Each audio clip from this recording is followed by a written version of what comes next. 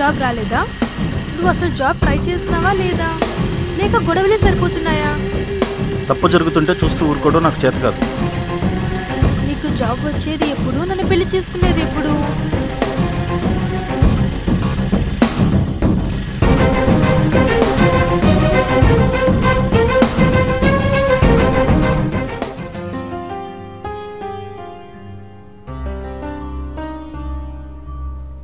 ఏంటి బావా, ఎప్పుడు చూసినా ఏవో ఒక గొడవలు.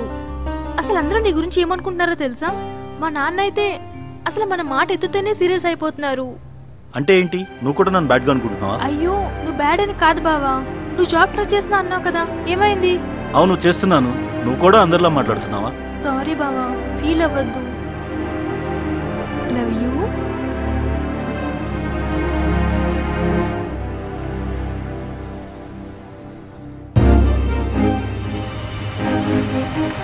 హాయ్ రా. హాయ్ మామా.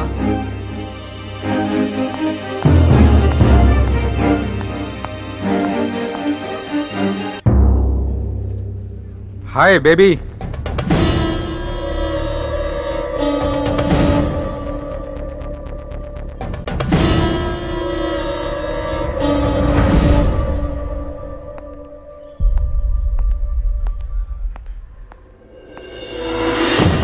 ఏంటి తమ్ముడు, ఈవ్ టీచింగ్ చేయడం తప్పు కదా? ఇలా అమ్మాయిలు నేర్పిస్తున్నట్టు ఎవరైనా షీటీమ్కి ఫోన్ చేశారో మిమ్మల్ని తీసుకెళ్లి బొక్కలో వేస్తారు. ఎవడరా నువ్వు? అనవసరంగా మీ లైఫ్ పాడు చేసుకోవద్దు. ఎవడరా నువ్వు?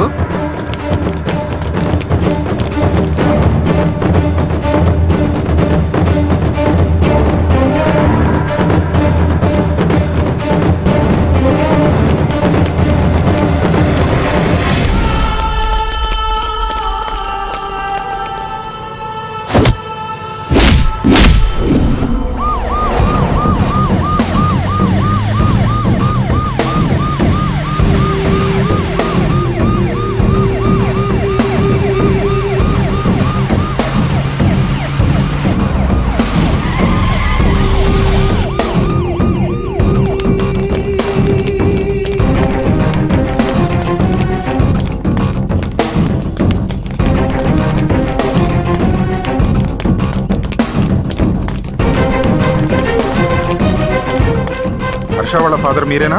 అవును సార్. హర్ష ఎక్కడున్నాడు? ఇంతకేం లేదు సార్. ఎక్కడున్నాడు హర్ష? ఇంట్లో ఉన్నాడు సార్. నువ్వేనా హర్ష అంటే? నమస్తే సార్, ఏమైంది? ఏంటి ఇలా వచ్చారు? నీ పైన కంప్లైంట్ వచ్చింది. నేనేం చేశాను సార్? స్టేషన్లో చెప్తా పదా. సార్ సార్ ఏమైంది నానా, నేను వచ్చేస్తానులే. సార్.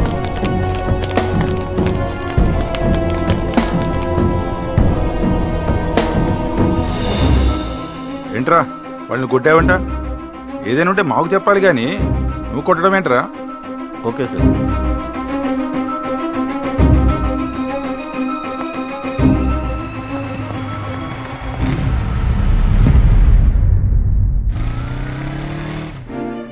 ఇంకా ఎంతసేపు బావా ఈ వెయిటింగ్? ఇప్పుడు మాట్లాడో ఏంటో.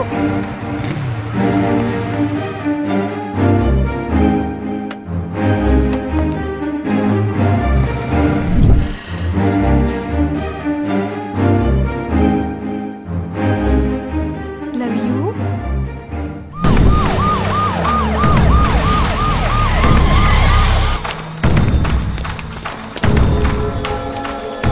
మీ అబ్బాయిని పిలు.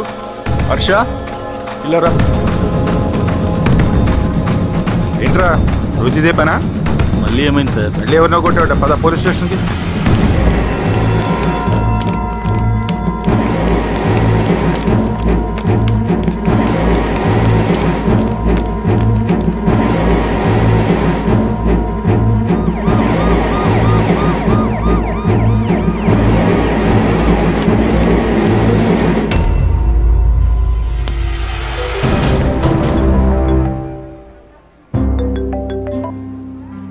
హలో బావా, నీతో అర్జెంట్గా మాట్లాడాలి.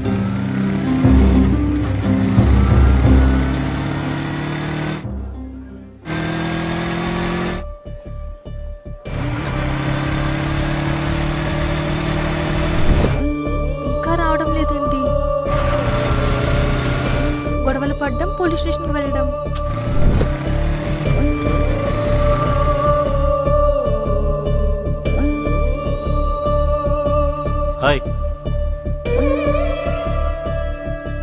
ఏంటి అంత కోపంగా ఉన్నావు? ఏంటి అర్జెంటుగా రమ్మన్నా? ఏంటి బావా అసలు నువ్వు మారవా? ఎప్పుడూ ఏదో ఒక గొడవ, ఇప్పుడు చూసిన గొడవలు. అసలు నువ్వు జాబ్ తెచ్చుకొని నన్ను పెళ్లి చేసుకోవా? ఏయ్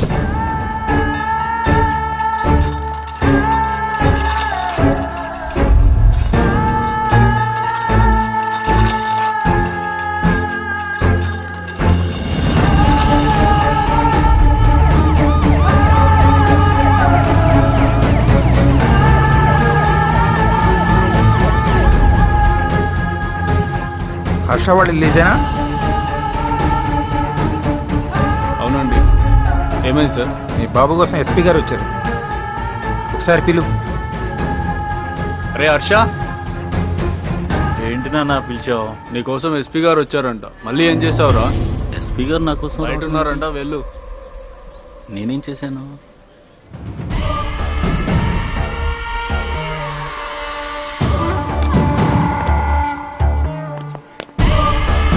అవును సార్.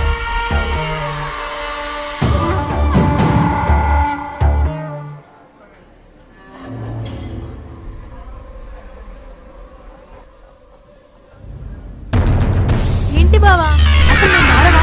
ఎప్పుడూ ఏదో ఒక గొడవ, ఇప్పుడు చూసిన గొడవలు. చేసుకోవా?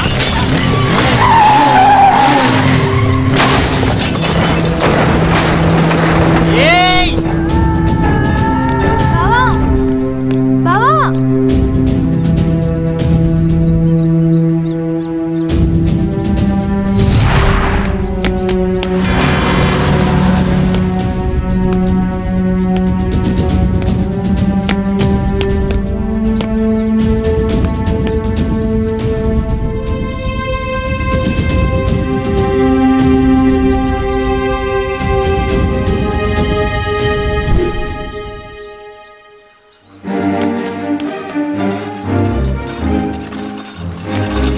డాక్టర్స్,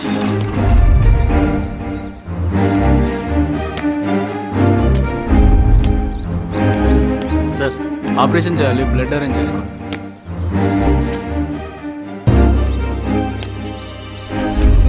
అరే మామ, అర్జెంటుగా బ్లడ్ కావాలరా, మెట్రో హాస్పిటల్కి వచ్చేయండి. అలాగే మన ఫ్రెండ్స్కి కూడా చెప్పరా.